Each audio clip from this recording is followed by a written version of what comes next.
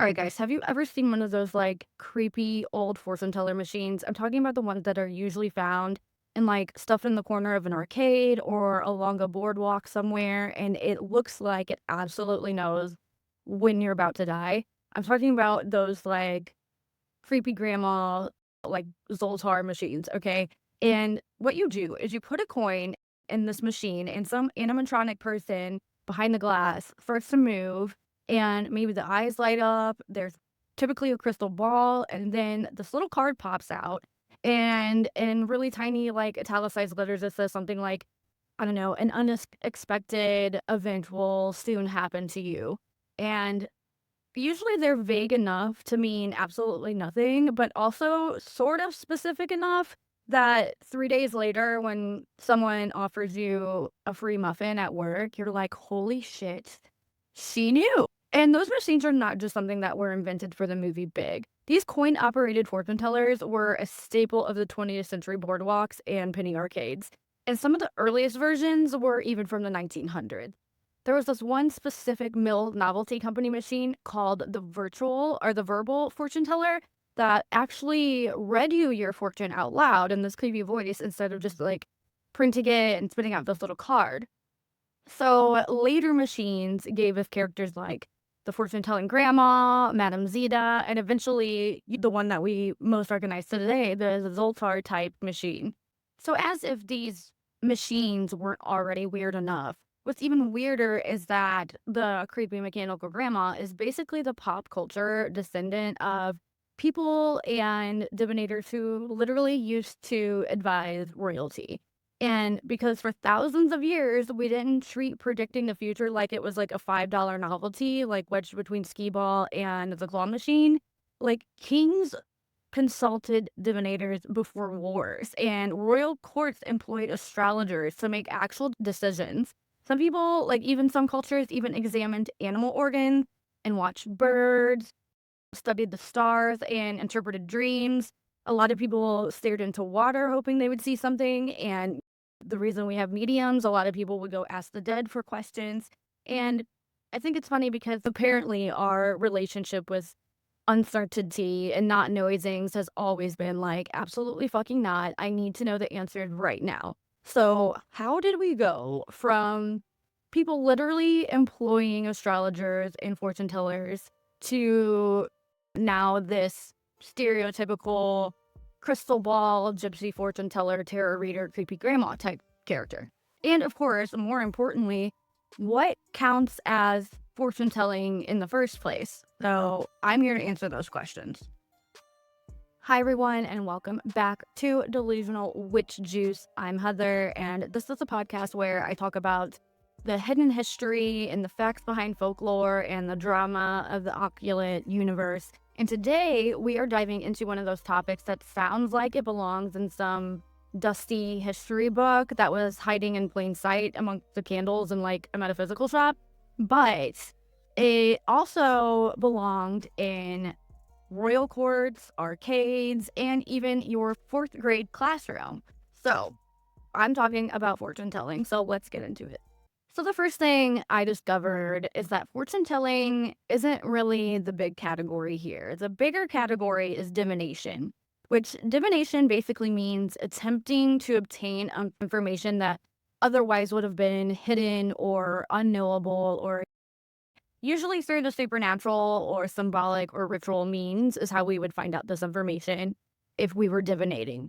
And that information doesn't necessarily always have to be about the future. You can use divination for things that like aren't even about the future at all. Like you can sometimes just be trying to figure out what's going on right now when you don't have any other way of knowing. People might use to help them find their car keys or to try to actually understand why one of their loved ones got sick or whatever higher power that they believe in was okay with everything they were doing in their current life. And sometimes it was personal stuff too. Like a big one is like trying to find out who you're going to end up marrying. And apparently, this is because uncertainty in love has always been like an unbearable thing with the two humans that we just absolutely need to know. But you could also ask it something plainly as like, because I'm me, I would ask, am I going to be rich? So, fortune telling is generally the more familiar, popular term for predicting someone's future, while divination is a much larger umbrella involving dozens of methods. Like, historically, the boundary is pretty clean, and the same practice could be called divination in a temple, astrology in a court, or fortune telling on a street corner. It just has all these categories. And underneath divination, you get all of the individual techniques. There's astrology, reading cards, interpreting omens, there's numerology, and then there is scrying. And that last one, scrying, is where things start to get really weird because it brings us like right into the whole purpose of the crystal ball. So, what is scrying exactly? So, scrying is basically attempting to receive visions or information by staring into a reflective, translucent, or otherwise ambiguous surface. So, yes, basically, a crystal ball is a scrying tool. But the crystal ball is not the definition of scrying. Historically, people have used like polished obsidian, mirrors, bowls of water, also sometimes made of obsidian, ink, or other dark, shiny, reflective surfaces. There's also been traditions of people staring into a flame or smoke, although definitions of what technically count as scrying can vary. And classic descriptions focus especially on crystals, mirrors, and water. And this actually is old and ancient. Like long before the creepy women in the carnival booth, people were using reflective objects for divination for years. One of the most historical examples is from John Dee. So John Dee was a mathematician, astrologer, and advisor to Queen Elizabeth I. The British Museum actually has an obsidian mirror that was traditionally associated with John Dee, and his association with Edward Kelly contradicted elaborate attempts to communicate with angels and objects they called shoe stones, SHEW, not shoe like you wear, shoe stones.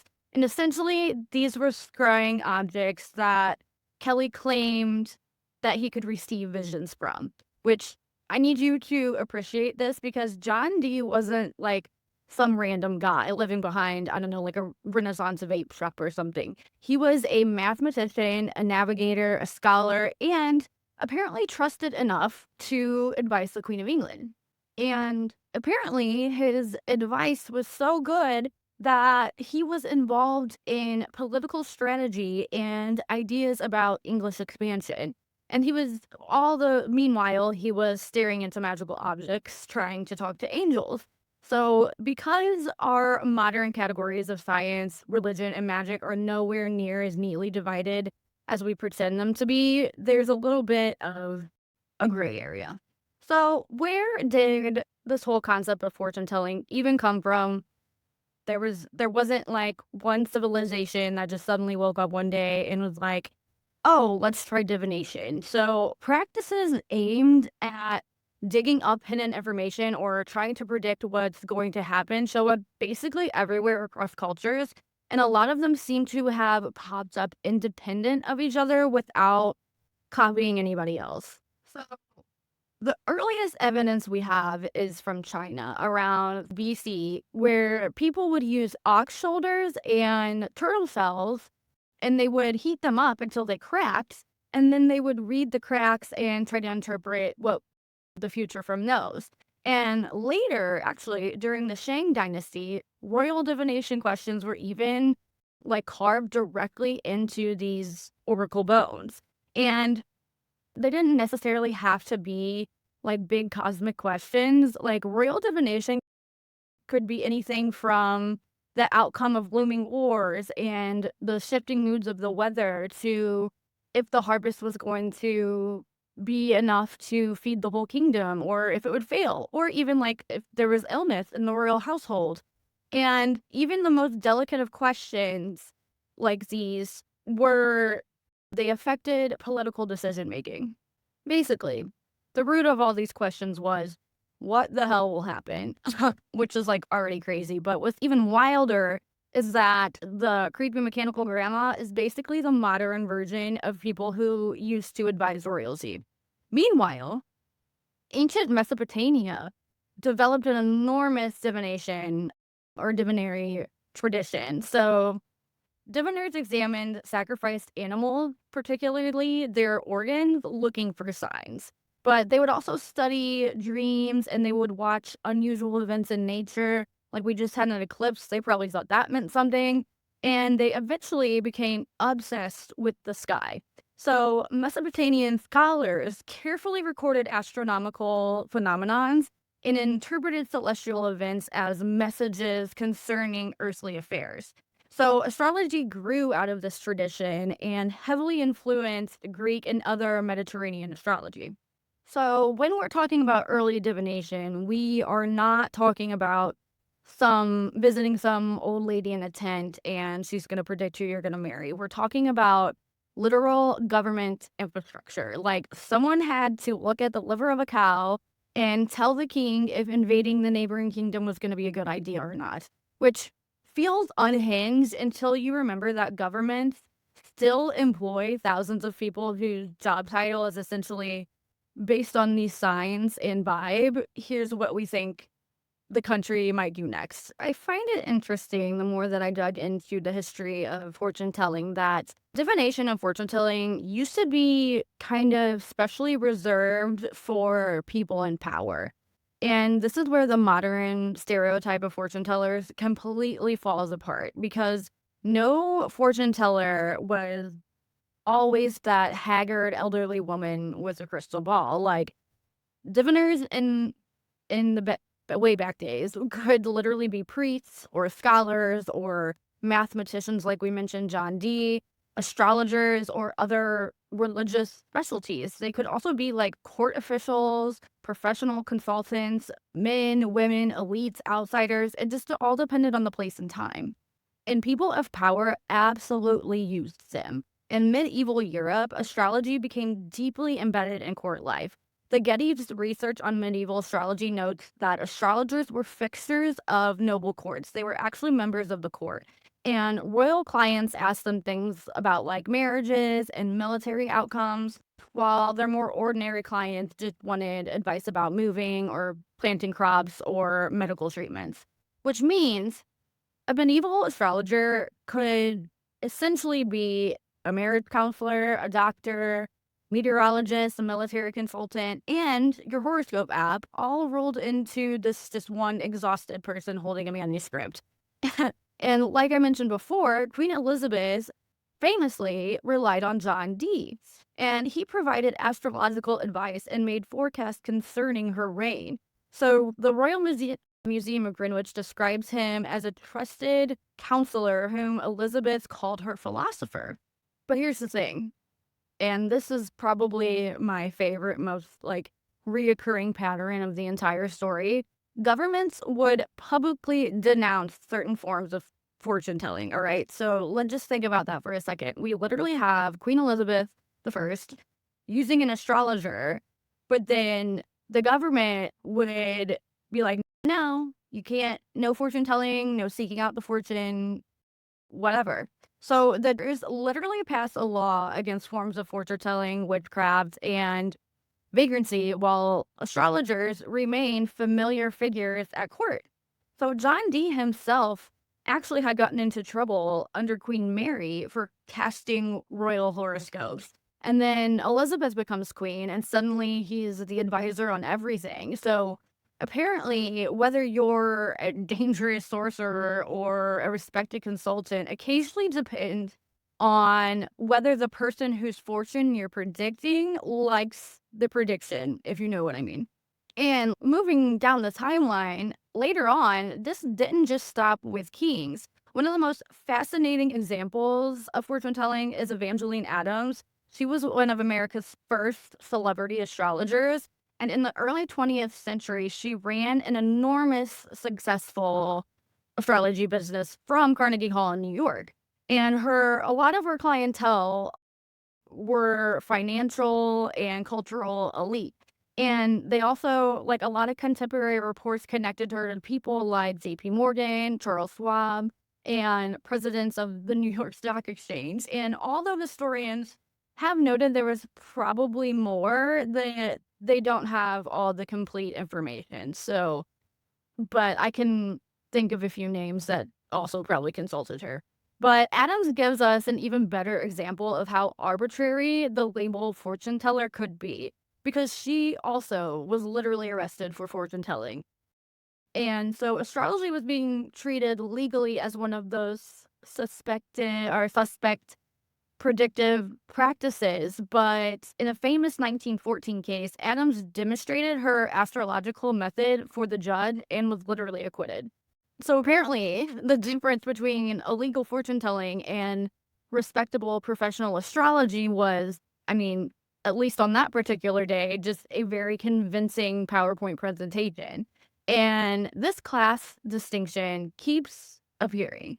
So an educated person looking at the planet for a king could be a court astrologer. But then you have a poor woman reading palms for money, then she could be a fortune teller. And then there could also be someone within an institution that could be a respected advisor, or someone outside the institution could be accused of fraud, vagrancy, or witchcraft. It's all the same desire to know the future, just with very different social statuses. And whether you know your history or not, this goes into the topic of dictators. So, this part comes with a giant warning label because Nazi occult stories are a minefield of bullshit, okay? There are decades of books claiming that Hitler controlled astrologers, obsessed with magic, hunted supernatural artifacts, and basically was running the whole Nazi Germany like an evil Hogwarts. A lot of that has been exaggerated or invented out of thin air. But the real story is complicated enough that it doesn't need anybody adding all that nonsense. So historian Eric Kurlander, his research shows that astrology and other occult or border scientific practices absolutely existed within Nazi circles. So Heinrich Hilmer and Rudolf Hess showed interest in astrology and related ideas, while different branches of Nazi government altered between tolerating, exploiting, and suppressing occult practitioners. So the regime wasn't simply pro-occult or anti-occult. It tried to decide which supernatural or fringe ideas could be useful and which ones were politically dangerous. So they were kind of tiptoeing around what occult practices that they could use to their advantage versus what was absolutely not going to help them out. So, and that's much more interesting than the myth that Hitler had a personal wizard telling him when to invade countries. Because, again, we see this pattern. Prediction is acceptable when authority controls it. Prediction becomes dangerous when authority doesn't control it. So, and Rome had already learned this lesson thousands of years earlier. Astrologers were periodically expelled from ancient Rome, particularly when private predictions became politically threatening. And let me tell you what I'm talking about. So imagine living under an emperor and someone starts circulating that his horoscope says bad news, you're going to die this summer. That's not just like astrology anymore. That is potentially a coup with a zodiac sign attached to it. So I talk a lot about how powerful people, kings, royal courts, scholars, even the people of Wall Street were using fortune telling to their advantage. So when did we get this idea that fortune telling became is evil? So naturally, when I was looking this up, I went into it expecting, oh, obviously Christianity, the church, demons, case closed, except not exactly. So Christianity, like most things, absolutely played a massive role in the later demonization of divination in Europe, but Christianity did not invent religious oppositions to divination. So, the Hebrew Bible already contains explicit prohibitions against practices including divination, interpreting omens, sorcery, and mediums used to consult the dead. But Deuteronomy 18 is extremely direct about that. And early Christianity inherited those prohibitions, and then developed their own theological explanations. And here's the part that I think is way more interesting than simply saying the church thought fortune telling was evil, because Christianity obviously contains prophecy. So think of some things that come to mind when I say the word prophecy, like visions, dreams, angels giving people information about events that haven't happened yet. So clearly, knowing the future itself can't be the problem because it's all over Christianity. And Christians logically acknowledge this. And the difference is where the information comes from and who initiated contact. So, prophecy is apparently the revelation given by God. And then divination is a person attempting to acquire that hidden knowledge through some other mechanism. So, Thomas Anquist argued that attempting to learn the future through inappropriate sources constituted superstition and potentially involved demonic forces. So, plainly speaking, prophecy was fine because that was the word of God directly coming to you. Divination was bad because you were trying to acquire or you were trying to seek out that information through some other ritual besides speaking to God. So even the current Catholicism still explicitly condemns astrology and horoscopes, palm readings, omens, like even clairvoyancy and mediums. They frame the problem partly as an attempt to gain power over time and history rather than trusting divine providence. So it's all about control. Again, it all circles back to who's controlling the prediction and who's not. And that answers one of my original questions. What makes simply wanting to know the future bad versus actually being the fortune teller? Under this theology, both can be a problem. It's not as simple as the fortune teller is evil, but you're fine for asking. The act of seeking the forbidden knowledge itself can be considered spiritually dangerous, which means the real issue is less you aren't allowed to know the future, and more, you don't get to decide how the future is revealed to you. And I honestly find that distinction fascinating because suddenly this becomes, again, a story about authority over knowledge. Who gets to know, who gets to ask, and who gets to answer. And who gets to decide which answer came from a higher power and which one came from something potentially evil or a demon. So I'm going to be honest, about a year ago when I first came into or started going on this spiritual and occult studies journey, I I pretty much only knew about crystal balls and tarot cards, and I honestly thought tarot cards were for fortune telling, and therefore, because I was raised Christian, that was bad. Like even owning tarot cards were bad. So, but through research, I found that tarot cards weren't originally used for fortune telling. And I go more into this. I'll give you just like a brief synopsis of how, but if you want to learn more about tarot cards, one of my first episodes, I think that like the second episode was all about the history of tarot cards. But if you didn't listen to it, I'll just give you a brief summary. So I'm going to ruin another extremely persistent myth that tarot was invented for fortune telling and came from ancient Egyptian priests. And it was not, I'm here to tell you that's a lie. So it was not brought into Europe by Romani mystics. It was not secretly preserving the knowledge of Atlantis or anything. Tarot was literally a card game. And the earliest surviving references to tarot appear in northern Italy during the 15th century.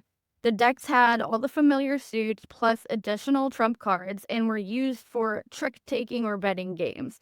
So rich families even commissioned elaborate luxury decks. It's like having like a fancy deck of playing cards made out of gold or something. So the association between tarot and the occult and fortune telling came centuries later. The Metropolitan Museum of Art dates tarot's strong association with fortune telling and occultism primarily not until the 19th century. And although cards were being used for divination a little bit earlier than that. And a little bit earlier, I mean, the cards were already people were already dabbling in using the tarot cards for divination in the late 18th century, and it was a French writer in the 18th century named Antony Court de Jablin that helps completely rewrite tarot's backstory. He was the one that claimed that tarot cards preserved ancient Egyptian wisdom, and he claimed this with no historical evidence. He literally just said it to a group of people at a party one day. But naturally, everybody was obsessed with it because the mysterious Egyptian Book of Wisdom sounds so much sexier than Italians wanted a fancy card game. And Zeppelin also helped connect tarot with the stereotype of the Romani fortune teller by claiming that they had preserved and transmitted this ancient knowledge. Again, there is no evidence that Romani people invented Dara or introduced it to Europe, but like most things, the myth stuck. So this led me down another rabbit hole of why do we associate the fortune teller with a gypsy? And first of all, terminology. The people we're actually talking about are Romani people or Roma. The English word gypsy developed from a mistaken belief that Romani travelers came from Egypt. And today, many Romani people consider the term offensive, although usage and self-identification vary. So I'm only going to use it here when I'm talking about the historical stereotype itself. So let's just get that clear. And so, no, gypsy does not mean fortune teller. Those are two completely different things that European culture gradually like smashed together. Romani people arrived in parts of Western Europe during the late medieval period, and some Romani women did historically practice fortune telling, including palmistry, and had occupations serving the non Romani clients. But Europeans rapidly transformed that real occupation into an ethnic stereotype. By the 16th century, paintings, engravings, and literature were already depicting Romani women as mysterious fortune tellers, often with the added implication that they were deceptive or criminal. And this wasn't just pop culture, this actually got written into law. So in 1530, Henry VIII issued laws targeting people specifically described as Egyptians and other wandering people, and accused them of deceptive practices. And then there was another law that targeted people claiming to know the knowledge of palmistry and other supposed sciences that could reveal people's destiny and fortunes. So a few years later, witchcraft legislation began to tie together things like magical practices, fortune telling, and social disorder. So by the 18th century, English law had shifted somewhat. So instead of treating fortune telling primarily as literal witchcraft, legislators increasingly treated it as fraud or deception. And those laws explicitly connected supposedly fraudulent fortune telling with those labeled gypsies. So when American states later developed their own fortune telling laws, some copy language was inherited from those British vagrancy laws, which means the stereotype wasn't some harmless Halloween character or side Disney character, if you know what I mean. So it didn't just randomly appear. The stereotype just didn't come out of nowhere. It was created through centuries of like racial prejudice, immigration anxiety, class prejudice, laws against wandering people, and real fortune telling occupations. And Europe's fascination with turning the Romani people into mysterious supernatural outsiders was crazy. And then, of course, popular culture took over. So, circling all the way back and just recapping really quick, fortune telling is a broad term, and the broader term is divination. And divination, as you've already heard me explain, can be done several different ways and for several different reasons. So, mostly people in power were allowed to have fortune tellers or astrologers or be their advisors. But where did the old woman with the crystal ball come from? Because this was my original question that spiraled my rabbit hole of fortune telling. So it comes to find out, like again, like most things, this image of the grandma fortune teller is way younger than fortune telling itself. Historically, diviners weren't all elderly women, as Queen Elizabeth I was a young man. So, by the early modern period, Europe art had already developed a recognizable visual trope of the Romani woman as fortune teller, like I said. And the Science History Institute traces images of the old gypsy fortune teller in European paintings, engravings, and prints back to the late 16th century. So the stereotype gets commercially useful. And what I mean by that is like P.T. Barnum regularly hired fortune tellers for his like American Museum and dressed performers in costume, like the costume audience expected to see. So now we have an exotic woman wearing scarves, jewelry, she has mysterious powers, fortune telling, and then eventually the crystal ball. Stereotype becomes part of a racial caricature and theatrical costume, and the machines, the coin machines, basically freeze that character in place. So by the 20th century, coin-operated fortune tellers became a boardwalk staple and were in every penny arcade. So some were literally designed as elderly women. So there were machines with names like Grandmother's Predictions that lean directly into the idea of the strange old woman who somehow possessed secret wisdom about your future. So, all this to say that the creepy animatronic fortune teller that we started this whole episode with is not from ancient tradition, obviously. She is a commercial character, and she is centuries of religion, racism, theater, folklore, and carnival entertainment, and the anxiety of wanting to know all the time, condensed into a glass cabinet that takes coins, which honestly might be the most American ending possible.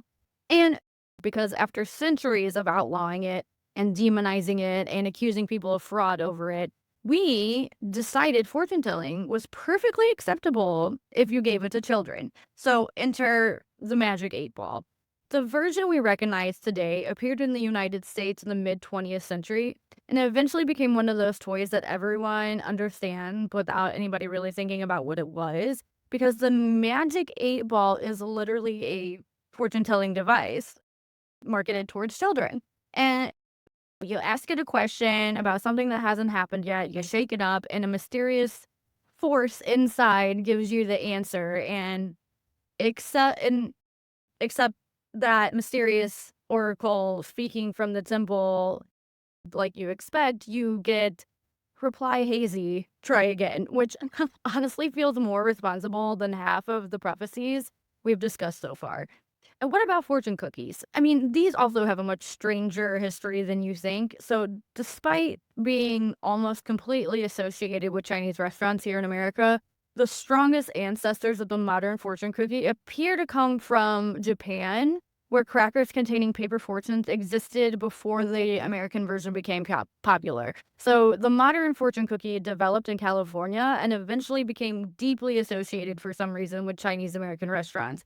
So now we've managed to take divination and literally put it inside a cookie and give it to you for free with your check. And then we have the most powerful oracle device ever introduced to Western society. And I am talking about the paper fortune teller, or often sometimes called the goody catcher. And if you grew up in the 90s, you know exactly what I am talking about. You fold this little piece of paper into some geometric nightmare. I could never fold one. But then someone picked a color, a number, and then another number. And then suddenly you've received absolute confirmation that you're marrying Tyler from your first big class and you're going to have 3 children and live in a trailer. So, no appeals. The paper has spoken. And what's funny is that none of this feels particularly occult anymore. Like, nobody watches a 9-year-old use a cootie catcher and starts yelling about forbidden knowledge, right? Like, nobody sees a magic 8 ball and at Target and thinks, "Oh my god, sorcery." And no one is cracking open a fortune cookie and worries they've accidentally summoned a demon or something through their sesame chicken, because somewhere along the way, we separated these things from the idea of actual supernatural power, and they became games. Novelty is entertainment, and apparently that's the loophole. Fortune telling becomes much less threatening when somebody believes the fortune teller actually knows anything. But the truth is, we have never actually stopped trying to predict the future. And this is the part that really gets me, because modern society loves acting like we've moved beyond humanity's obsession with knowing what happens next. But I'm here to tell you, we absolutely have not. We just developed methods we consider more legitimate. So, a prime example is we check weather forecast. We have election forecast. We have economic forecasts. There's stock projections and sports predictions, and insurance companies literally calculate risk. So, and business forecasts are what predicting what consumers are going to buy. And governments build literal models trying to predict what other governments will do. And the algorithm predicts which video you're going to click on next. And you also have Netflix trying to figure out what you're going to watch before you even know what you want to watch. And Amazon trying to figure out what you're going to buy or what you're going to run out of next. And top it all off, TikTok somehow knows you're thinking about buying this viral rug before you're even before you even considered thinking about buying a rug. So obviously, these things are not the same as divination, don't get me wrong, but modern forecasting can rely on statistics, measurable data, obvious patterns, and methods that can actually be tested against what happens. So I'm not telling you that checking tomorrow's weather is the spiritual equivalent of sacrificing a sheep and inspecting its liver. So please do not tell the National Weather Service that I said that. But psychologically, the desire underneath both of these things is incredibly familiar. Something is going to happen, and we desperately want to know what it is before it actually happens. Across history, people have tried to satisfy that feeling in all kinds of different ways. Ancient Mesopotamia, their divinators watched the planets. The Shang kings cracked bones and read omens, and Roman emperors worry about astrologers predicting their death. And then you have the medieval rulers kept their astrologers on staff as part of the literal court. And even the well, not most recent, but someone we've heard of, like Elizabeth I, consulted John Dee, and ordinary people visited palm readers. And like legit in the Victorian era, seances became popular, while in modern times, Wall Street executives were going to visit Evangeline Adams. So, and even in everyday life, your grandmother might have shooken up a magic 8 ball, or you might have asked the paper cootie catcher whether your crush liked you or not, and don't act like you didn't get pissed off and threw it away when it didn't give you the answer you wanted. So now, instead of rituals or divination tools, your phone just tells you there's a 37% chance of rain tomorrow at 4 a.m., and it might be time to reorder toilet paper. So, in a way, we never really stopped trying to read the future. We just kept changing the methods that we were willing to call legitimate. And honestly, that might be the strangest part of this entire rabbit hole. Because the line between prediction, divination, superstition, and forecasting has never just been about whether or not someone's trying to figure out what's going to happen next. So when you picture a fortune teller, that stereotypical old woman sitting behind a crystal ball is really just one tiny chapter in a story that's thousands of years old, because fortune telling didn't just start out in a carnival tent. It actually goes way back. It was happening in temples and royal courts and palaces before battles and right in the middle of political crises. And people used that in medical practices and financial offices, and of course, at fairs, on boardwalks, and eventually in penny arcades.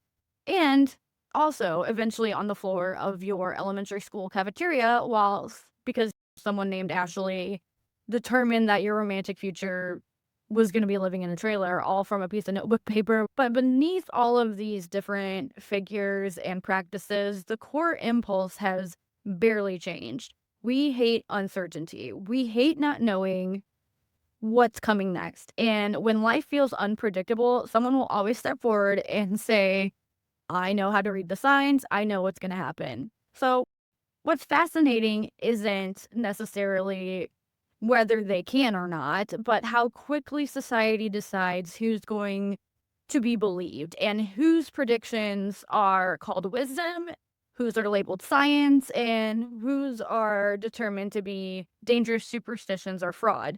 Because for thousands of years, we've been arguing over who's allowed to tell the fortune, whether that be a priest, the astrologer, the prophet, the fortune teller, the data analysis, and now, increasingly, the algorithm. So somewhere in a rundown arcade right now, there's probably a terrifying mechanical grandma waiting to print out a tiny card telling someone major changes are coming your way, which technically is always true. So maybe she wins. As always, thank you so much for listening to another episode of Delusional Witch Juice. If you enjoyed diving into the strange history of fortune telling, from royal astrologers and crystal balls to carnival machines and magic 8 balls, consider subscribing to Delusional Witch Juice wherever you're listening, and I promise to deliver more. So if you're watching on YouTube, make sure you subscribe over there too, and you can follow me on Instagram and TikTok for clips, extra history, and weird folklore in whatever rabbit hole I have fallen into that week. And if you know someone who would absolutely hand over $5 to a creepy mechanical woman in an arcade just to learn they're gonna marry, send this episode to them. Thank you so much for listening, and we'll chat next week.